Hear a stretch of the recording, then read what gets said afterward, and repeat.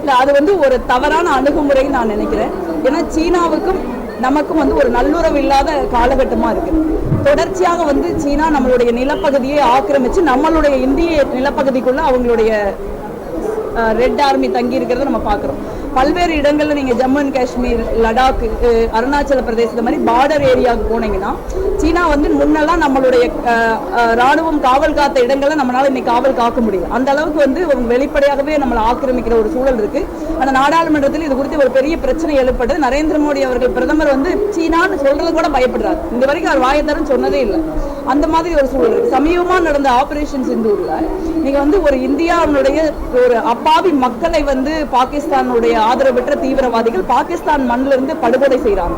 அப்ப நம்ம அதுக்கு ஒரு நடவடிக்கை எடுக்கிறோம். அது வரவேற்கக்கூடிய நடவடிக்கை. அந்த நடவடிக்கையில பாகிஸ்தான் ராணுவத்திற்கு நீங்க தொழில்நுட்ப ரீதியான ஆதரவும் ஆயுத ரீதியான ஆதரவையும் சீனா கொடுக்குறாங்க.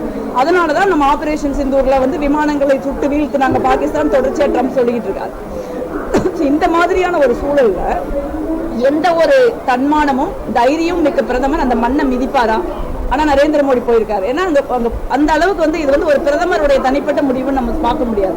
ஒரு இந்தியாங்கிற ஒரு நாட்டுக்கு ஒரு மிகப்பெரிய தலைகுனிவு நான் நினைக்கிறேன். இதை நிச்சயமா நரேந்திர மோடி அவர்கள் செய்திருக்க கூடாதுன்னு நான் அமெரிக்கா வந்து 50% வரி விதிச்சிருக்கு. அமெரிக்கா கூட ஆசிய நாடுகளை ஒன்றிணைக்கணும்னு போயிருக்காங்க. இல்ல, அப்படி போயிருக்கிற மாதிரி எனக்கு தெரியல. இப்பதான் 50% வரி விதிச்சிருக்காங்க. அப்ப இது இத்தனை நாளா சீனா ஆக்கிரமித்துட்டு இருந்த காலத்துல அவங்களை ஏற்று பேசலாம் இல்லையா? சோ அந்த மாதிரியான ஒரு சூழல் வந்து ஒரு அதாவது அவருக்கும் அதானி போன்ற அவரது நண்பர்களுக்கும் ஏதாவது நன்மை கிடைக்கும்னா அவர் எங்க வேணாலும் போவார். அப்படி ஒரு சூழல் தான் இருக்கு. நீங்க பாத்தீங்கன்னா இன்னைக்கு இந்தியா வந்து சீனாவுடைய ஒரு குப்பை தொட்டி மாதிரி இருக்கு. 60% 75% பொருட்களை நம்ம வந்து சீனாவில இருந்தா இறக்குமதி பண்ணிட்டு இருக்கோம். இப்படி இறக்குமதி பண்ணிட்டு இருந்தா இந்தியாவுடைய சிறு குறு நடுத்தர தொழில்களுடைய நிலைமை என்ன? அதுல வேலை செய்யறவங்களுக்கான நிலைமை என்ன? இன்னைக்கு எவ்வளவுதான் பேசினாலும் இன்னைக்கு விவசாயத்திற்கு அடுத்தபடியாக சிறு குறு நடுத்தர தொழில்கள் தான் நிறைய பேருக்கு வேலை கொடுக்கலாம். இன்னைக்கு நரேந்திர மோடி ஆட்சியில 45 ஆண்டு காலமாக இல்லாத வேலை வாய்ப்பின்மை நிலவுது. ஏன் நிலவுது? சிறு குறு நடுத்தர தொழில்களும் விவசாயிகளும் பேரழிவை சந்திக்குது. அதனாலதான்.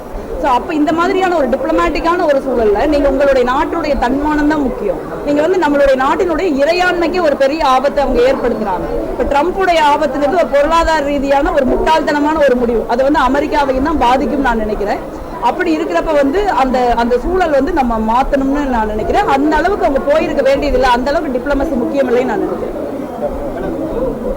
ட்ரெண்ட ஃப்ரெண்ட் ஆக்கிக்கோங்க. தந்தி டிவியின் சப்ஸ்கிரைபர்ஸ் அண்ட் ஃபாலோவர்ஸ் குடும்பத்துல நீங்களும் இணையுங்க.